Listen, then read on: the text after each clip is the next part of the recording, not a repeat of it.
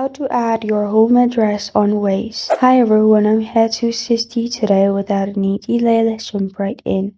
First, open Waze app on your device. Make sure you're logged into your account. After you log into your account, in the first page you'll find this kind of screen. Here, you'll find Home. Below Where to, click on Home and then enter the address. After you've entered the address, you can simply click on Home and then get to the home route from your location.